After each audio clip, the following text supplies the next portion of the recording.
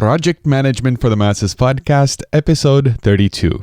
How to Influence and Lead Without Authority with Dave Stachowiak. Project managers, have you ever felt like you should get that promotion or a better job? Start a business, write that book. Have you ever felt you were made for more but didn't know where to start? Welcome to the PM for the Masses podcast with your host, Caesar Abaid. Learn from the experts, think outside the box, have a voice, network, and be extraordinary. PM for the Masses podcast. Hello everyone and welcome to the Project Management for the Masses podcast. My name is Caesar Abaid, your host, and this show is your weekly reminder that your career matters more than your job and that your life is a project and you are the manager. Whether you work for a company or for yourself, your job stability is really just your ability to land your next gig. So, join me in practicing intentional, planned, and value-adding relevance, starting right now. Now, my friends, as you download this episode today, if you're downloading it, on the first day of the release, or second day, even a third day, I am most likely enjoying some time off in Florida. Man, I couldn't wait. I'm sure I'm having a great time. Now, through the magic of the internet, I was able to cue this great episode here today in advance before I flew south. So you wouldn't even know that I'm missing. So yeah, I'm having some vacation time, but I thought ahead and I queued this up so it's released automatically while I'm away. Now, today we talk about a very important topic for us managing projects and teams, and that is how to manage, lead, and influence when we don't have official authority over people. And as you're going to see from our conversation here with Dave Stachowiak, that's very common when it comes to projects and project management. And as I just mentioned, my guest today is my friend and excellent coach, Dave Stachowiak. So how about we get started? Special guest coming up next. PMforthemasses.com. PMforthemasses.com. Dave Stachowiak serves as a Senior Vice President of Dale Carnegie Training of Southern LA and Vice President of his own firm, Innovate Learning. Through his work, he has served many organizations in training, coaching, and facilitation roles and has engaged almost 2,000 leaders across the United States in training and coaching to enhance their human relations and communication skills while supporting them through online learning and on-site learning communities. Dave has also instructed a number of undergraduate and graduate classes in leadership, education, and technology at Vanguard University of Southern California, and he also produces the popular Coaching for Leaders podcast, which he co-hosts with his wife, Bonnie. Dave is on the line with me today from his home in California. Hello, Dave. How are you? Caesar, I'm great. Thanks so much for the invitation to be on the show. I'm so excited to be here and talking with your community. It's my pleasure. And just, the listeners don't know, but we kind of know each other from the past. We were both podcasters and we were part of a podcasting kind of a collaboration group. And but this was, about a year ago, I think we kind of lost touch a little bit. So when I wanted to talk about this topic, which is, how to influence and lead without authority, you sent me the article that you wrote on this topic. And I thought, man, that would be a perfect topic for an episode here for on the PM for the Masses. So thank you for being on the show and for creating this great content we're going to talk about today. Oh, my pleasure. And I'm glad to be here to talk about the topic of influencing without authority, because I think that is becoming more the norm in most professional organizations, is that we are all now being asked to influence so many kinds of different people in so many different ways. And it's the ability to be able to do that without authority is critical, and particularly from a project management standpoint. So glad to be here to talk about it a bit. Very good. So before we start, just for the audience who is not familiar with you, you are a podcaster, so maybe and I know that some of my listeners listen to your show as well, because they've been posting some of your episodes on the PM for the Masses Google Plus community. So when I saw that, I thought, hey, that's cool because Dave is going to be on the show. But for those who are not familiar with you, tell us a little bit about what you do and how you help, people like us. Oh, thanks, Caesar. And thank you to those who are listening to both of our shows. It's great to know you're part of both communities. I am the host and producer of a podcast called Coaching for Leaders. And it's a show that's really designed, Caesar, to be for, well, selfishly for people like me, who people skills didn't really come naturally or easy to. So I really had wanted there to be a show out there for people who needed to learn how to work with people, because while I've gained some skill in that over the years, it's not something that really came naturally to me, and I had to learn it. It was a hard road for me. And so I wanted to create a show that would be of value to people who had an expertise doing something else and now wanted to lead and to manage more effectively, and we're looking for some tools to do that. So that's what really my show is built upon. And then on a professional level, I do some consulting. I also work for Dale Carnegie Training, which is the leader in global training and engagement. And so I'm a senior VP out of our office here in Southern Los Angeles.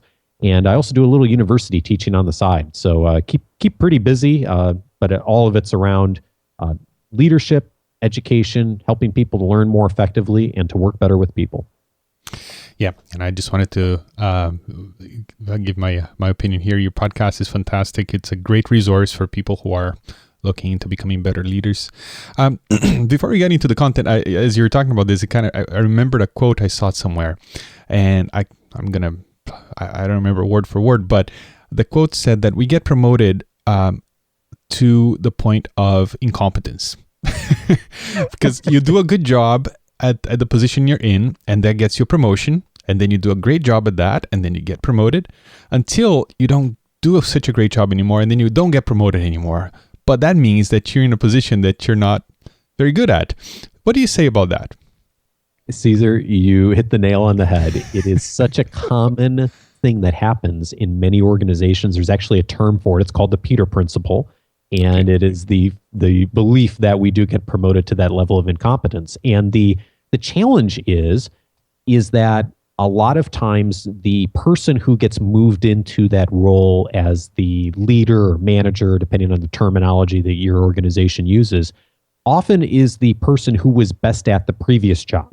So for example, if I have a team of, let's just take, for example, a team of engineers at a technology company, the person who most likely gets the job as the lead engineer or the engineering manager is the person who is doing the best job on that engineering team with their technical skill set and running projects the day that that person who was in that other role leaves or moves on to the next opportunity. The problem, as you point out, Caesar, is that that person isn't always the best choice to be the leader or to be managing people. They may be brilliant as an engineer, but they may not have that skill set to be able to manage an entire team and facilitate communication. And as anyone who's ever done any type of leadership or trained influence knows, that is a really different skill set. And that is a big surprise for a lot of people when they move into a management role, of how much, even though they go to the same place, they wear the same clothes, they interact with the same people, or mostly the same people, that when they move into that role of management, how different the job really is. And it is not enough to be a subject matter expert of the people that you are managing. You need a whole nother skill set too. And I think we'll hit on a few of these skills today as far as how we can influence others. Very good. And project managers usually have, a lot of times they'll have no authority over the project team. You know, a project is by definition something with a beginning and an end that creates a unique result. So let's say a company will want to, build a new IT facility or something like that. So they will elect someone as a project manager, and they will pull people from the departments to be part of the team. So the project manager is not the boss, and does that and the article that you wrote, you know, is almost like custom made for project managers, and that's why I'm so excited to talk about it. So, yeah, what do you say? First of all, before we get into the 8 points that you bring, what do you say to the project manager who is listening right now and finds himself or herself in that delicate situation in which they have to lead, but they have no, official power over the team? Yeah, and here's the bad news, Caesar, as you point out brilliantly, is that it's even harder in a role like project manager. If you are a quote unquote regular manager and you have that, the organization chart line that people report to you, even if you're not great at your people skills or your influence skills, at least you can say, okay, you need to do this because I'm the manager. But a project manager in a lot of cases does not even have that. And so that you really do start from a disadvantage of being able to, you can't really tell people what to do in a lot of situations. You really do have to find the art of doing that well. And I say that's the bad news, but the good news that comes along with that, Caesar, is that it really does force us when we're in the role as a project manager to figure out a different way and to figure out a better way, because we can't rely on just telling someone what to do. And that's where I think these 8 points can be really helpful to people. All right. So the points that you make are basically answers to a question that you get, you said almost weekly, which is, how can I hold someone accountable that doesn't report to me? Yeah. So how about we go through each one of them? So what's number one?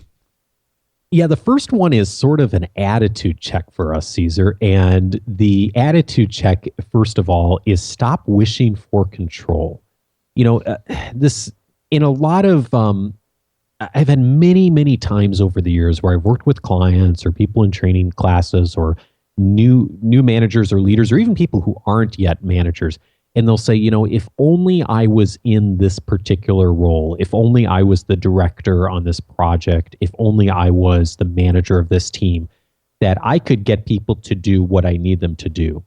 And I always sort of chuckle a little bit when people say that, because the people that I've worked with over the years who have been successful managers and successful leaders in their organization and have, really earned their stripes on influencing people well, will hear something like that and kind of chuckle because it is not the case that when you become a manager that you just go around and start telling people what to do and they do it. Now, certainly there are times that as a manager, you can tell someone to do something and they need to do it because, people want to keep their jobs and they want to be compliant. But if you want to move past compliance to moving to a point of where you're getting enthusiastic cooperation, and this actually leads right into point number 2, which is we want to move past this compliance thing. And I think that the best example of that, I have 2 stories to share around that, Caesar, is a couple years ago, I heard Admiral Vernon Clark, who was the former chief of naval operations, give a talk here in Southern California. It was actually a graduation speech at a commencement ceremony.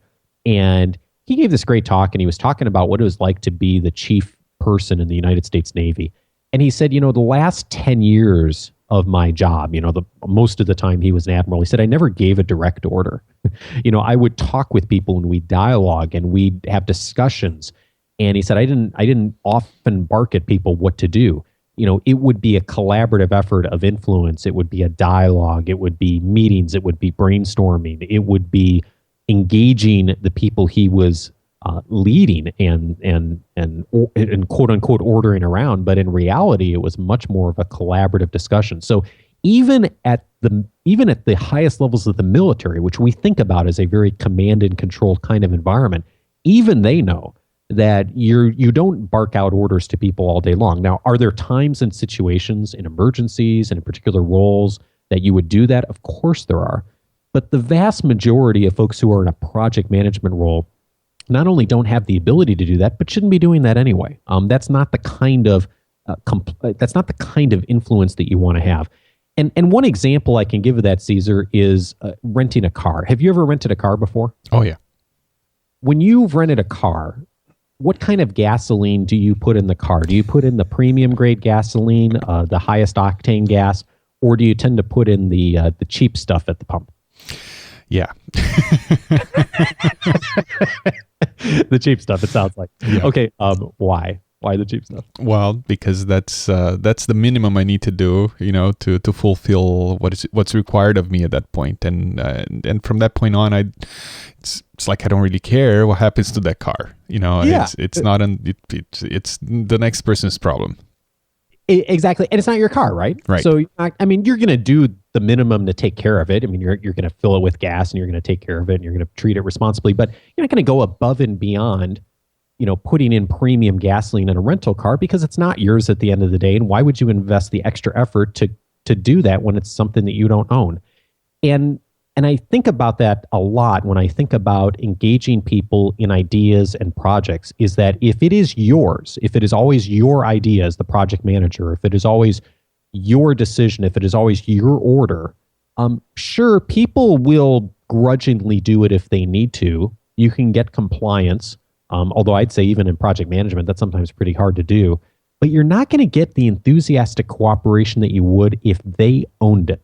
So I think one of the shifts that is important to make is to move beyond this model of compliance of I just set forth a whole bunch of tasks and I tell people what they need to do on a particular day. Yes, that is important as a framework and a starting point, but if that is the only kind of dialogue or conversation that's happening, that it's not enough. And so we need to move past that level of compliance to get to a point where we really are able to get the enthusiastic cooperation that we want. Mm-hmm.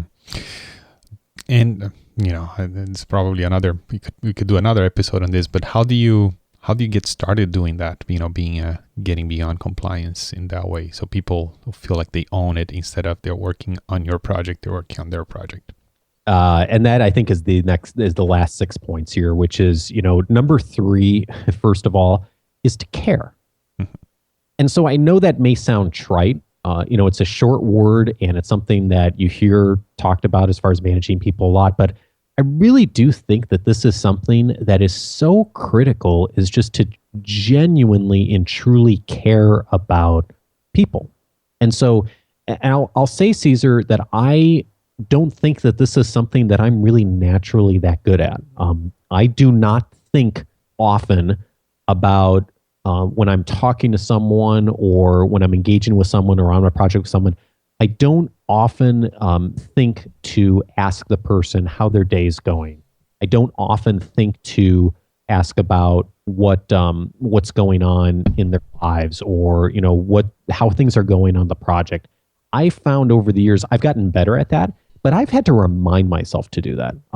So the one thing I would say about caring is that it's okay not to be naturally good at that or to naturally think to do that. I mean, I know people in my life who are just amazing at how much care they bring into conversations. And with me, Cesar, there are some people that will ask me about things in my life that I have forgotten about. And I'm always amazed that I have people's memories and how much they care, and they ask about our kids. And I think to myself, wow, I don't know as much anywhere close to this person as they know about me. And so I always think anytime that happens, I think oh my gosh, I need to get better at this. But I also like to try to use those people as inspiration of say, okay, I can get better at this. So, one example, and this is a little bit more of a personal example, but I'm not always great at keeping connections with friends. So one of the things that I do every week is I have a reminder on my task management system to call a friend every week. I know how to do it. I know it's important. I want to be good at that, but it's not something I normally think to do. So part of it is having the commitment to care about people. And then for me, it's also that follow-up commitment to actually make that a part of my project management for myself, is to have that a part of my regular actions and to call and to make that connection, or to remind myself when I get on a conversation or a phone call with someone to ask about something that's going on in their lives. And you and I talked a little bit earlier, Cesar. I made a mental note when I saw you post something about one of your kids a couple weeks ago online. And when we got on the call today, I thought, I should ask Cesar about his child and how they're doing. And, that's something a few years ago I probably wouldn't have thought to do. I would have just kind of breezed by that. But the habit of having done that has made me realize that that's something I want to be, and I want to be better at that as a leader. And if I can work that into my system, that really helps. So it's kind of being the person that I want to be. That really speaks to me, Dave, because I'm in the same boat. I'm I'm always impressed by people who truly, deeply care about me, about other people, and I admire that they can remember things. And tell me what you think about this. One thing that I've learned just in the last few years, especially when we start doing things online, and all of a sudden your network just multiplies, and you become a little bit of an influencer, is seeing the results of what I do and how it influences other people's lives. And as a project manager, you can easily see how that can, how what you do can influence the team. And once it kind of clicked in my brain, that what I do can have a positive influence on somebody's life, all of a sudden I started caring more.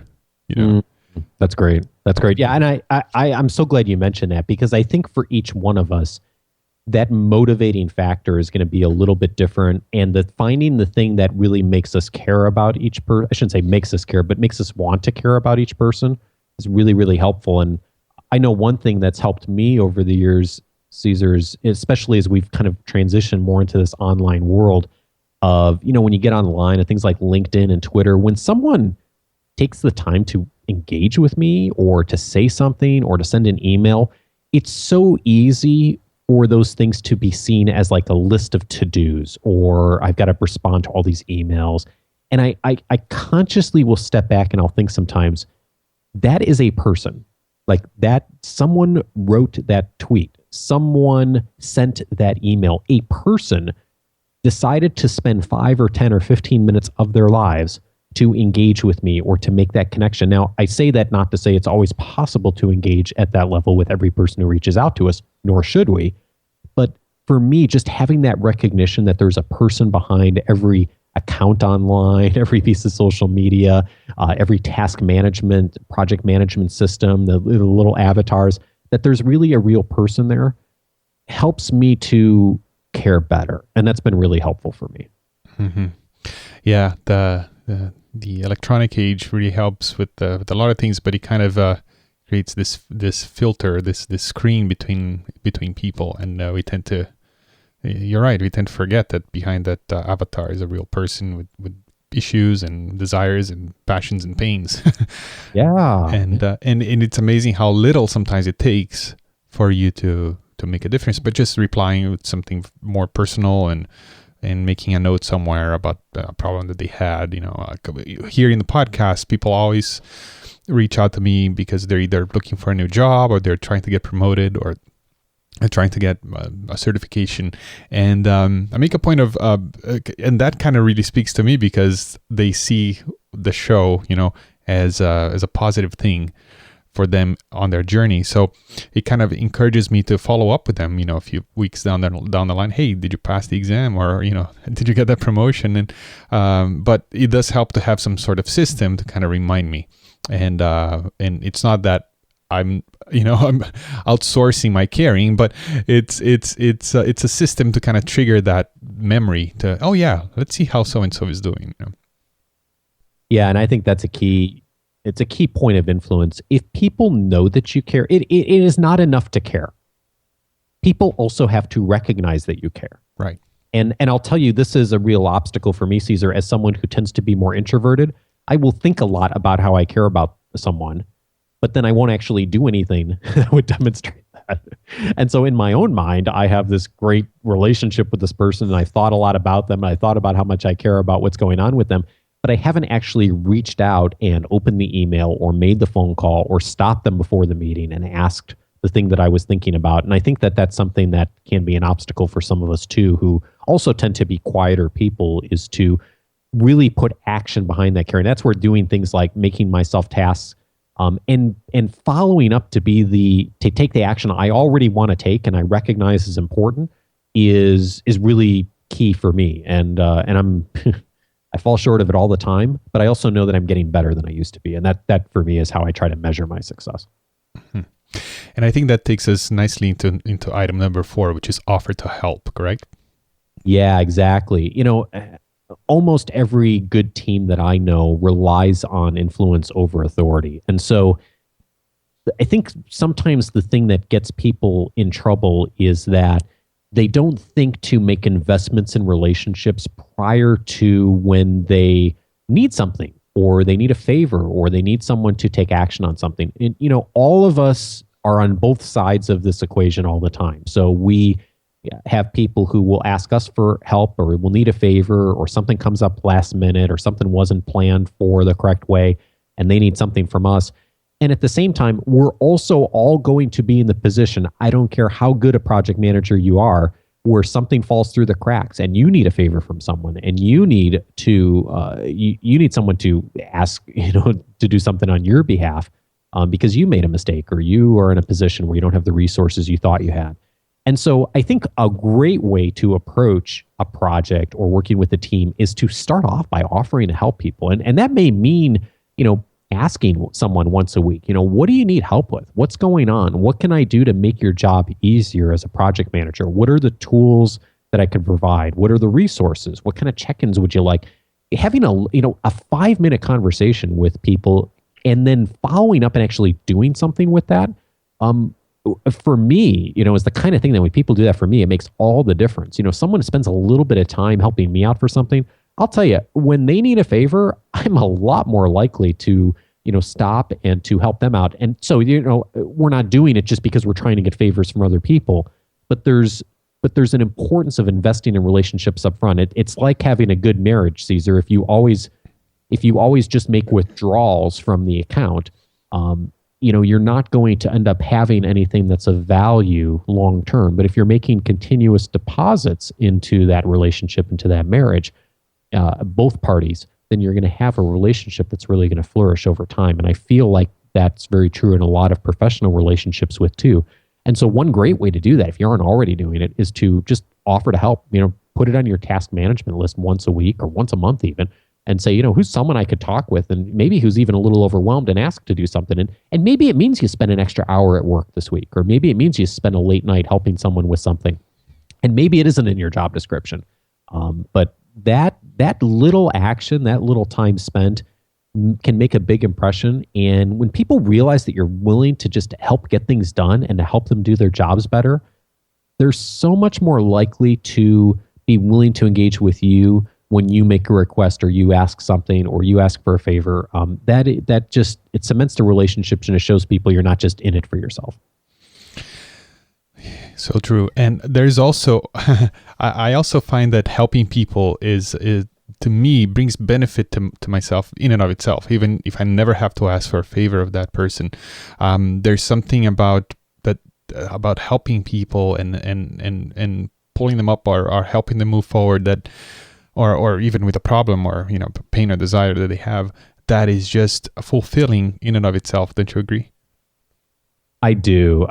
And it's just, if it's part of what I enjoy about work. Mm-hmm. I mean, we all spend so much time, and we spend more time in our lives working than we probably do anything else.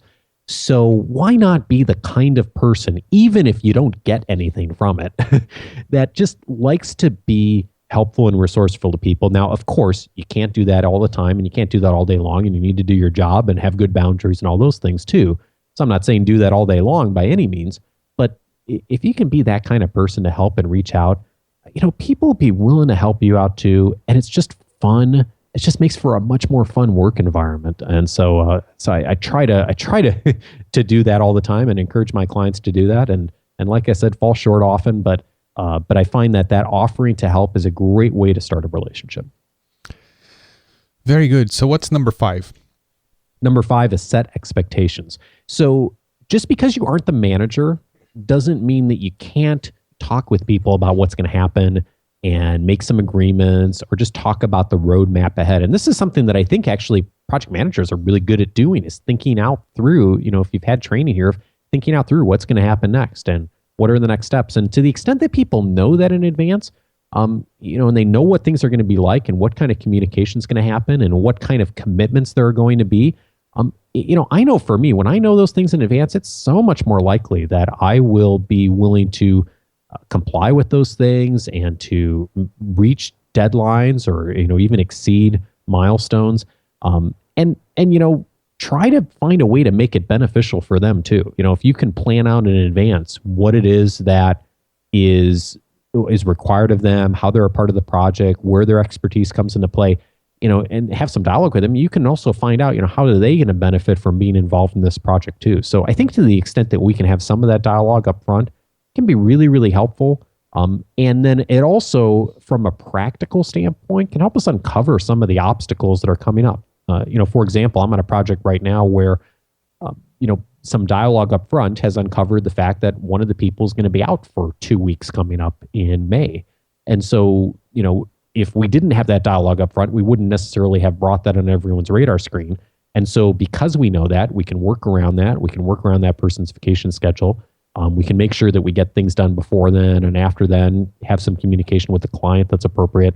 And so that really helps to just get everyone on the same page. And then it prevents so many issues and miscommunication down the road. So setting expectations up front, I think, is key.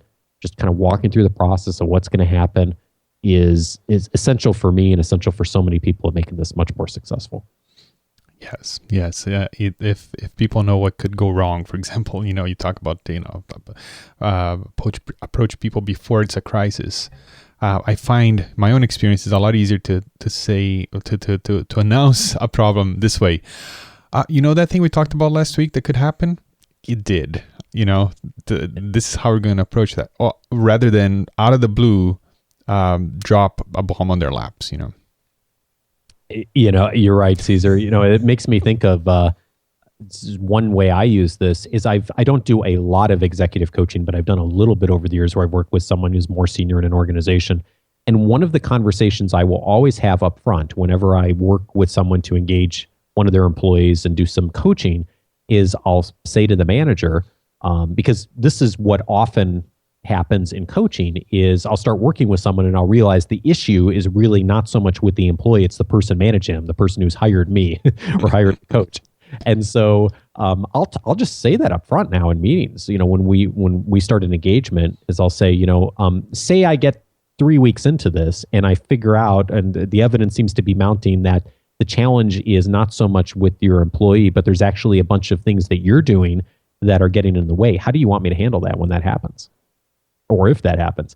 And, we have a good dialogue about that. And I've had a couple of times where that's come out. And you know what? Then it's not really that as challenging a conversation. It's still a challenging conversation, but that person's much more open to it. And if they know that that's a possibility and they know that's something that could come out, then all of a sudden they're a lot more willing to dialogue about that, to maybe get some coaching themselves, and we can really get to the root of the issue that's going to benefit them and the organization. So that's just one way that I found expectation setting can be really helpful.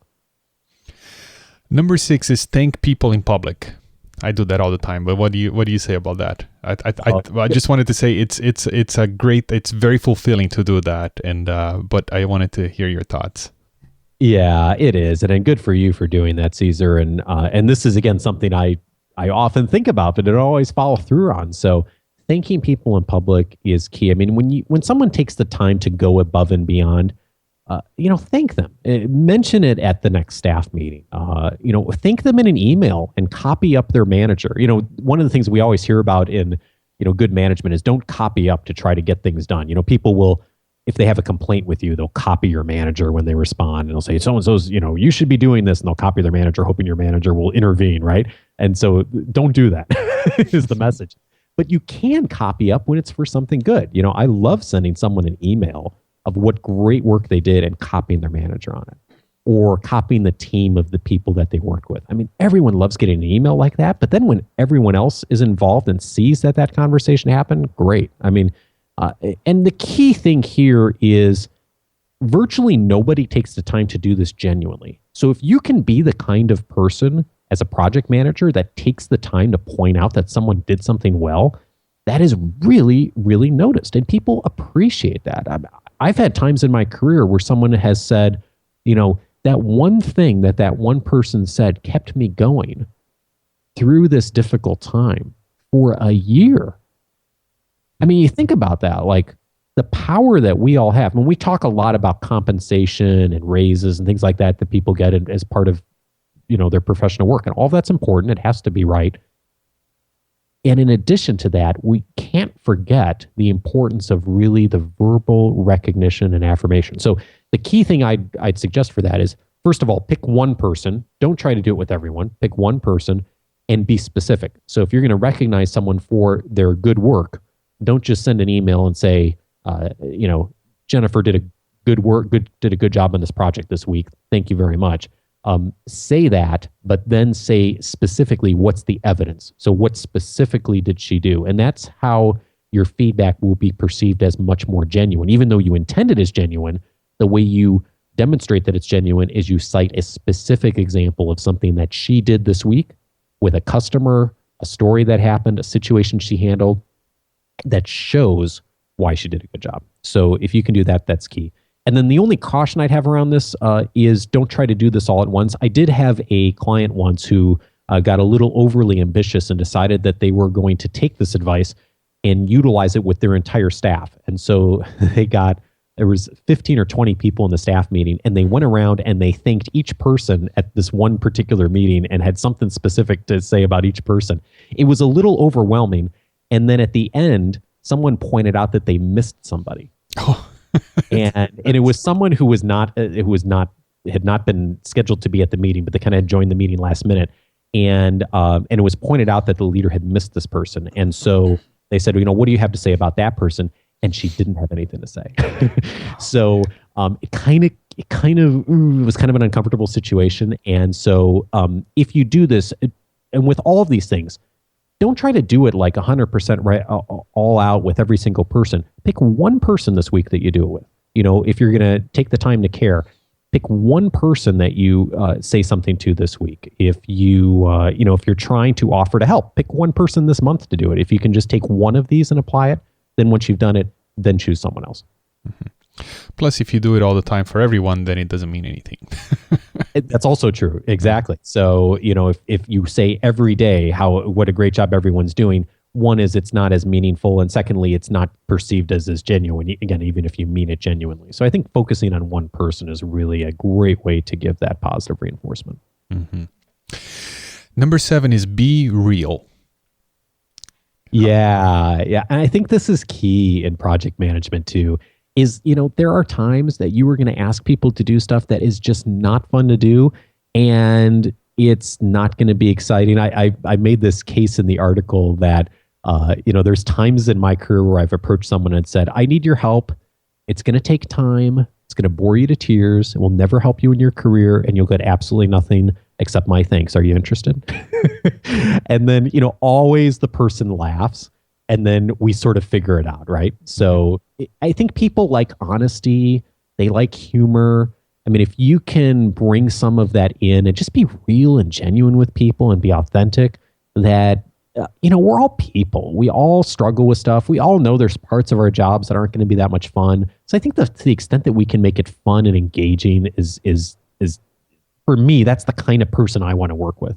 I tend to be a little quirky, Caesar. And so this morning I just we had a baby recently who's 5 weeks old. And so a colleague that I've worked with really closely over the last few years gave us this nice little outfit for her. And so I sent a thank you card to his home address.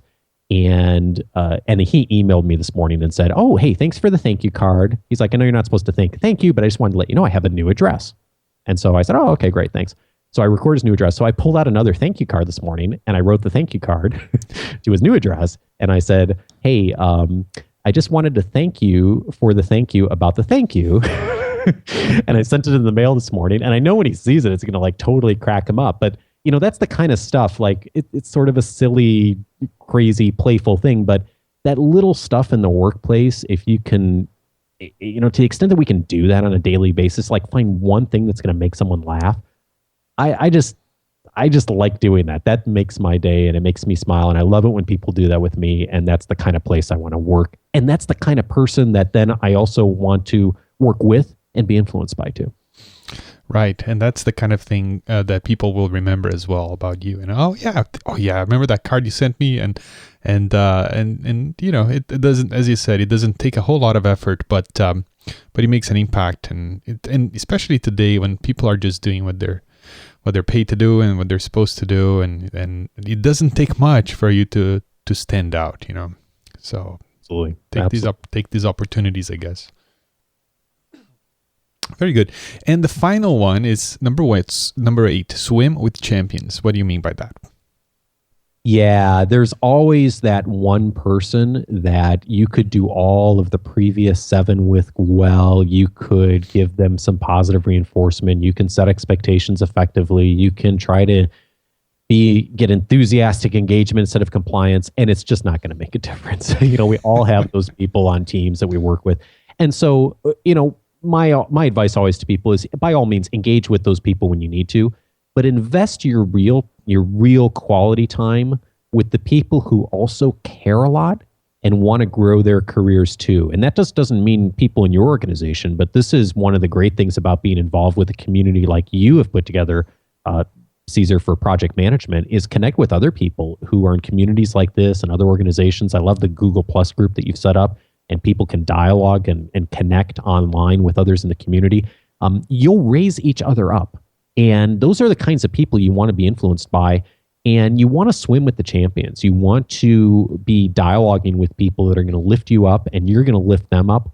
And that's why I'm so glad to get invited to be on your show, Caesar, because I know that by just talking with you today has gotten me thinking about some of these differently and some of the questions you've asked of this article. And so that then is something of value that I can then utilize and go back and offer to my community. And so that's exciting, and that's something that is I think that the extent that we can do that for each other is really fabulous. And Gallup did some famous studies around this and published this book years ago called First Break All the Rules.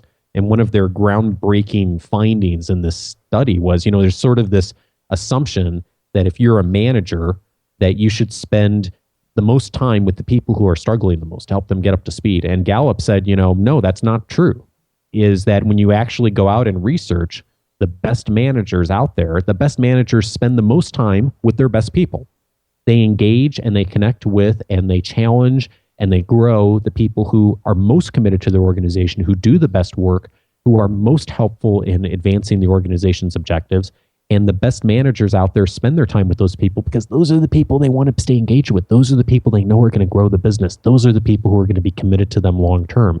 And so, again, you always have to address those challenging situations, but spend your time from a professional development standpoint, at the very least, connected with the people who are going to grow you, and that also, hopefully, you can contribute something that will grow and challenge them too.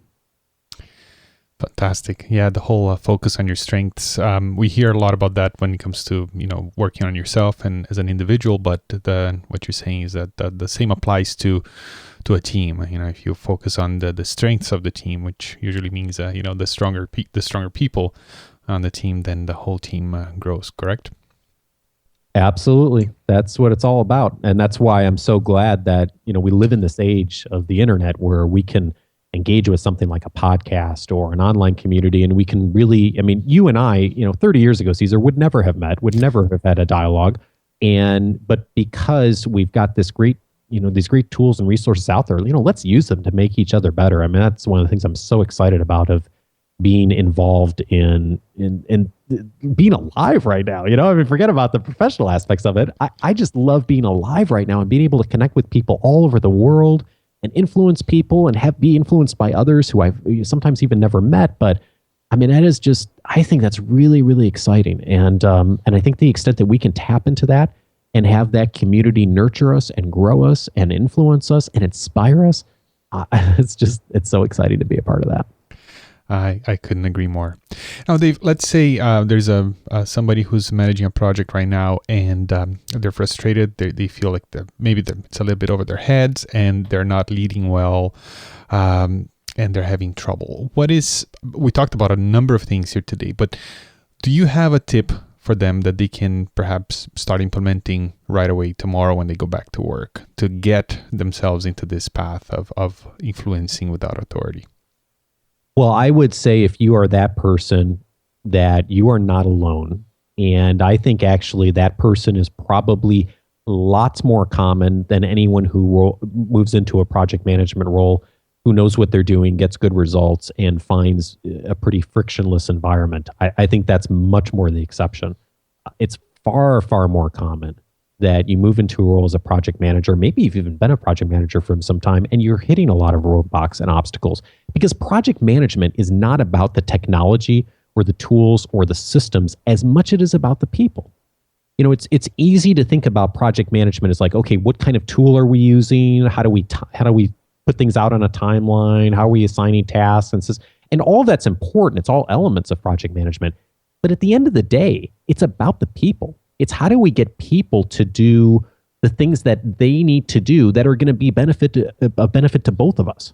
So it's going to help them and it's going to help us if they are able to complete this task and we're able to coordinate it. And so that's where I think this gets really hard. You know, it's easy to learn a project management system like Basecamp or Asana or something like that. But what do you do when someone doesn't do the task that was assigned to them 3 days ago? And it's going to impact the delivery time frame for the customer. How do you then approach that person? What do you do? How do you handle that? That's what's tough about this. And so my advice would be is that if you are that person, and I think most of us are who have been in project management roles, I know I'm still in that position often. I'm dealing with that this week. We have a project going on, and people haven't checked things off. I'm like, all right, how am I going to handle this? Is I would start with one of these 8. So don't take all 8. Take one. Check out the show notes that I know Caesar will put together or the link to the article. Choose one and make a commitment to take one action on this. And you're not going to see amazing results happen overnight. So you have that commitment to take one action to do something this week, and then next week take one more action. And gradually over time, you start to become the kind of project manager that's being able to influence and not have to rely on compliance and not have to rely on authority. But have that long-term perspective. And if you have that and you're willing to do something each week, I think that's super exciting. And I think it'd be cool, Caesar, if folks even wanted to, and if you're open to this, and maybe even make that commitment on your show notes or on your comments of what they're going to do. I think that'd be a great way to engage and also for other people to inspire you to take action too. That's a great idea. I'm going to make a note here. So if you're listening right now, you can go to pmforthemasses.com/32, which is the post for today's episode, and just share your thoughts and maybe try out some of these one of these 8 strategies and let us know how that works. That'd be great. Again, pmforthemasses.com/32, and yeah, the links to Dave's article will be there, and all the other things we talked about here today. Now, Dave, thank you so much. Now, if people want to learn more about you and what you do, where should they go? Well, Caesar, thank you for the opportunity to be on the show. I'm so glad for the invitation. And for those who would like to learn more about my work, the best place to go is to go to coachingforleaders.com. And you can find the podcast there, my weekly articles, a bunch of other resources. And that's also the name of the podcast, Coaching for Leaders. So it's on iTunes and Stitcher and all the other directories. And it's really a show for Caesar people like me, because I struggle with these things all the time. These things didn't come naturally to me. And, I think a lot of us get trained to do other things, technology-wise, discipline-wise. And now we're in a position where we need to influence people, and we never got training on how to do that. And so it's a show for people who want to learn how to do that better. And I'm excited for those who are already part of both our communities, and I can't wait to meet more of you. Very good. This was a fantastic episode. What you offer is so in line with our community here. So I really appreciate you taking the time. And once again, congratulations on the birth of the little one. And I will talk to you on social media, and I'll be sending you the link when it's published. Awesome. I can't wait, Caesar. And I'm so excited to share this conversation with my community as well. Take care. You are listening to the PM for the Masses podcast. All right, now for you, to you listening right now, I know that you are into podcasts, and that's why you're listening to my show. So I really recommend you add Dave's podcast to your subscriptions, and you can find his show, as we mentioned there during the interview. You can find his show at coachingforleaders.com. And I'll have this link on the show notes for today's episode as well at pmforthemasses.com/32. Dave's material is really great. And I mean, he's just a very professional, very resourceful. He speaks really well. I mean, it's just spotless. It's what he does that is just so professional, so useful. I really recommend it. And it's generic for people in leadership roles, but it's so applicable to us project managers. So I really recommend it. Now, before we finish here today, I like to talk about the PM Flash blog. Now, if you remember last year, I had Shim Maram here on the show to explain to us what was the PM Flash blog, which is something he started last year. Now, this is a round 2 of the PM Flash blog. And this time around, the person in charge of organizing this PM Flash blog is my friend Mark Philippi, who was my guest on last week's episode. So to explain what the PM Flash blog is, I decided to have him on again. So here's my conversation with Mark Philippi on the topic of the PM Flash blog. Hello, Mark. Welcome back to the PM for the Masses podcast. How are you? Well, thank you, Caesar. Very good. I just wanted to bring you back here because if the listeners remember, I participated in the PM Flash blog, which was a how do you describe this? A bunch of project manager bloggers who put out a blog post on the same topic at the same time. This was last year, I believe, and it was a lot of fun. It was about what project management means to you, and we had blog posts from all over the world. And this time around, you took upon yourself to organize this. So tell us a little bit about the PM Flash blog and what's happening right now. Yeah, well, thanks. Yeah, absolutely. Shim Maram was the one that came up with the whole idea of the PM Flash blog for the first time. And I just absolutely loved it. It was just a great event. And I got thinking about, I was putting together something for the PM Hangout that we talked about before. And I wanted to get an idea. I like learning from people about what project management is around the world and how they do things in different places of the world. And so I got thinking, I think I want to bring people onto the PM Hangout to talk about what it's like to do that. And as I thought about that, I thought, well, hey, let's expand this into the PM Flash blog. And so I extended the offer to the PM Flash blog community, those project management bloggers throughout the world. And so what we did is we put together kind of a rolling Flash blog this time. And so what we're doing is on Monday, 1 o'clock GMT, Greenwich Mean Time, in the morning on a Monday it'll be 3, 4, it could be up to 7 weeks in a row. Different parts of the world is going to be releasing a blog post talking about their part of the world and how they do project management in that area. We can then read these blog posts and begin to see how things are the same or different in the project management community. And so the first post was on March 3rd for the North American. Europe is on March 10th. Australia and New Zealand is on March 17th. And then the other ones are still being scheduled depending on how many other project management bloggers we can get from the rest of the world. And then the key to it is they're blogging on the Monday. On the following Friday, the PM Hangout is going to host a discussion about that part of the world. So you get 2 different venues in which you can learn about project management. And so that's what we're doing. It's been fun get it together and to learn about. So I encourage everybody to go out, find those posts. You can go to sensiblepm.com/world, and you can see a whole list of all of the project management posts that you'll see, and that list will just keep on growing during the time of this whole Flash blog, which at least will go through March. Cool. So again, it's what's the URL again for the site?